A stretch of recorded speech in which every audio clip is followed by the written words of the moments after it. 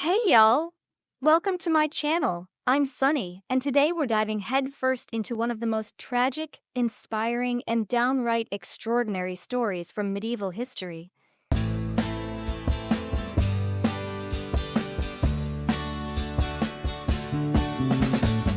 Now, I know what you're thinking.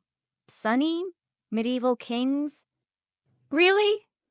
But, honey, trust me when I say this ain't your typical dusty old history lesson. This is the story of Baldwin IV of Jerusalem, a young man who became king at 13, ruled with a body that was literally falling apart, and somehow managed to become one of the most legendary rulers of the Crusader states. So grab your sweet tea, settle in, and let me tell you about the Leper King. Picture this. It's 1161, and we're in the Kingdom of Jerusalem. Yes, that Jerusalem, smack dab in the middle of what we now call Israel and Palestine. The Crusades are in full swing.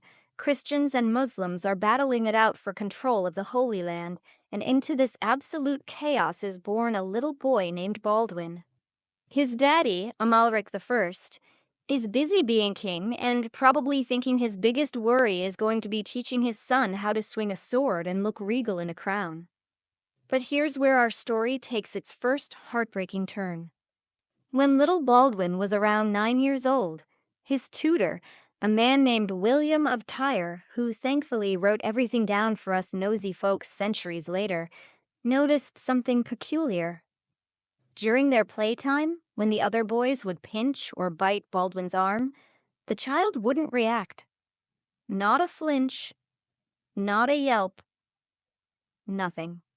At first, William thought the boy was just incredibly tough. You know, the medieval equivalent of walk it off, champ. But as time went on, it became crystal clear that Baldwin couldn't feel pain in his right arm and hand. Now, y'all, in the 12th century, they didn't have WebMD to frantically Google symptoms at 2 a.m., but they had enough medical knowledge to know that losing sensation like that was the calling card of leprosy, Hansen's disease as we know it today. And let me tell you, in medieval times, getting diagnosed with leprosy was basically a one-way ticket to social exile, religious shame, and a really, really hard life. But Baldwin? This kid was destined to be king. Talk about life serving you lemons when all you wanted was lemonade. In 1174, when Baldwin was just 13 years old, his father died suddenly.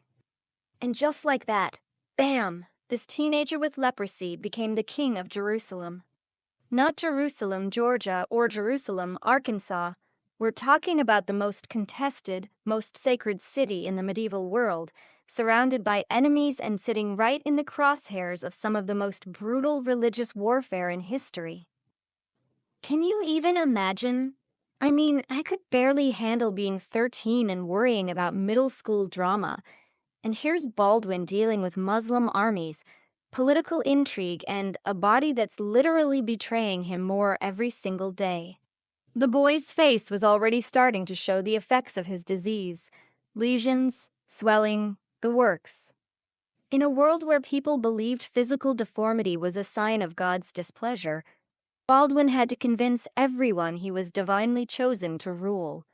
And somehow, against all odds, he did it. This kid, and I cannot stress enough that he was literally a child, managed to hold together a kingdom that was falling apart at the seams. The Crusader states were surrounded by Muslim territories, and the most dangerous man in the region was breathing down their necks, Salah ad-Din Yusuf ibn Ayyub, better known to us as Saladin. Now, let's talk about Saladin for a hot minute, because you can't tell Baldwin's story without understanding the man who became both his greatest enemy and, in a weird way, his most respectful opponent. Saladin was everything a medieval ruler was supposed to be. Brilliant military strategist, charismatic leader, religiously devout, and healthy as a horse.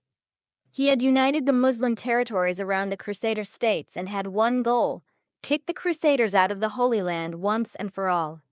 In any normal circumstances, a teenage leper king going up against Saladin would be like a high school football team playing the NFL champions. It should have been a massacre. But Baldwin IV wasn't normal circumstances. Not by a long shot. Here's where our story gets absolutely wild, y'all. It's November 25th, 1177, and Baldwin is 16 years old. His leprosy is progressing, his face is increasingly disfigured, he's losing feeling in more parts of his body, and he has to wear a mask in public because his appearance frightens people. Saladin is marching toward Jerusalem with an army of around 26,000 men, feeling pretty confident because, let's be honest, what's a sick teenager going to do to stop him? Baldwin, meanwhile, can barely scrape together 500 knights and a few thousand foot soldiers. The smart money was on Saladin, and I mean all the smart money. This looked like it was going to be the end of the Crusader kingdom of Jerusalem before it even hit its 100th birthday. But then something absolutely extraordinary happened at a place called Montgisard. Baldwin, despite being so weak he had to be helped onto his horse, led his tiny army in a surprise attack against Saladin's massive force. And y'all, they won. Not just won, they absolutely demolished Saladin's army. It was such a complete victory that Saladin himself barely escaped on a racing camel. Yes, a camel, while his army was scattered to the four winds. This victory made Baldwin a legend. Here was a teenager who could barely hold a sword because of his disease, and he had just handed the great Saladin one of the worst defeats of his career. People started calling it a miracle, and honestly, looking at the numbers, it's hard to argue with that assessment. But here's the thing about being a leper king in medieval times. Even your greatest victories come with a price. Baldwin's condition was getting progressively worse. Leprosy doesn't just affect your skin, it attacks your nervous system, your eyes, your hands and feet. By his late teens, Baldwin was losing his sight and could barely use his hands. He had to have specially designed gloves to hold objects, and eventually, he couldn't ride a horse without help. The psychological toll must have been unimaginable. This was a young man who had tasted incredible military success, who had the respect of his enemies and the devotion of his subjects, but who woke up every morning in a body that was failing him more and more. Medieval medicine couldn't help him. Heck, they were still figuring out that washing your hands was probably a good idea. Yet, Baldwin kept ruling. He kept making decisions, kept defending his kingdom, kept being a king even when his own body was becoming his prison. The sheer mental strength that must have required is just... it gives me chills thinking about it. Throughout the late 1170s and early 1180s, Baldwin continued to face military challenges that would have tested any ruler, let alone one dealing with a progressive illness. Saladin hadn't given up after Montgisard. If anything, that defeat had made him more determined than ever to reclaim Jerusalem. Baldwin had to navigate not just external threats, but internal political drama that would make a reality TV show look tame. The Crusader nobility were constantly scheming. There were succession issues because Baldwin couldn't have children due to his condition, and everyone was basically waiting for him to die so they could grab power. Imagine trying to run a kingdom when half your court is literally planning for your funeral while you're still breathing. But Baldwin kept fighting. He led campaigns, made strategic alliances, and somehow managed to keep his kingdom intact even as his body continued to deteriorate. By the early 1180s, he was nearly blind and had lost the use of his hands and feet. He had to be carried into battle on a litter, but he was still there, still leading his troops, still refusing to give up. By 1183, Baldwin knew he couldn't continue much longer. His condition had progressed to the point where he could barely function, and the kingdom needed a ruler who could actually, rule. So he made one of the most selfless decisions in medieval history. He appointed his nephew, Baldwin V, as co-king and gradually transferred power to him. This wasn't just about admitting defeat.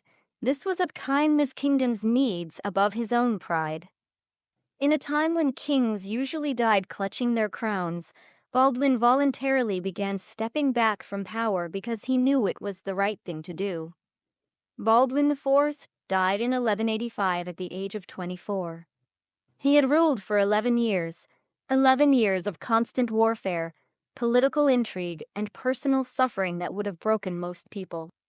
After his death, the kingdom of Jerusalem quickly fell into chaos, and within 2 years, Saladin had recaptured Jerusalem itself. Here's what gets me about Baldwin IV's story.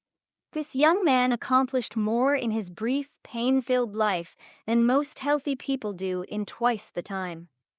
He didn't just survive having leprosy as a medieval king, he thrived. He won impossible victories, earned the respect of his enemies, and kept his kingdom together through sheer force of will. Saladin himself, after Baldwin's death, spoke of him with incredible respect. This was a man who had spent years trying to defeat Baldwin, and yet he recognized the extraordinary courage and skill of his young opponent.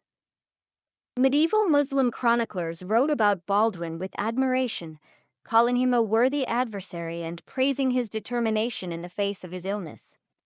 But what really strikes me about Baldwin's story is how it challenges everything we think we know about strength and leadership. In our world, we're obsessed with physical perfection, with looking strong and being seen as invincible. Baldwin IV shows us that real strength comes from somewhere much deeper than muscle and bone. This was a young man who faced impossible odds, military, political, and personal, and refused to be defeated by any of them. His story also highlights the absolute tragedy of leprosy in medieval times. Today, Hansen's disease is completely treatable with antibiotics. What destroyed Baldwin's body and ultimately cut short his remarkable life is something we can cure with a simple course of medication. It makes you think about all the potential that's been lost throughout history to diseases we now consider minor inconveniences. Baldwin IV wasn't just a king who happened to have leprosy. He was a testament to human resilience, courage, and a refusal to let circumstances define your destiny. He could have easily given up, could have retreated from public life, could have let others rule in his name from the very beginning. Instead, he chose to fight against his enemies, against his disease, against the expectations of everyone around him. In a lot of ways, Baldwin's story feels incredibly modern. He was a young person dealing with a chronic illness, trying to live up to impossible expectations while his body betrayed him every single day. He had to prove himself over and over again in a world that saw his condition as a sign of divine punishment. And yet he persevered, achieved greatness, and left a legacy that still inspires people nearly 1,000 years later. All right, y'all. That's all I've got for you today. If you enjoyed hearing about Baldwin IV and his absolutely incredible story, make sure you smash that like button, hit subscribe for more historical deep dives, and definitely leave me a comment below. I'm dying to know, what other medieval legends do you think deserve the spotlight? Are there any other historical underdogs you'd like me to cover? Drop your suggestions in the comments, and who knows? Your idea might be the star of my next video.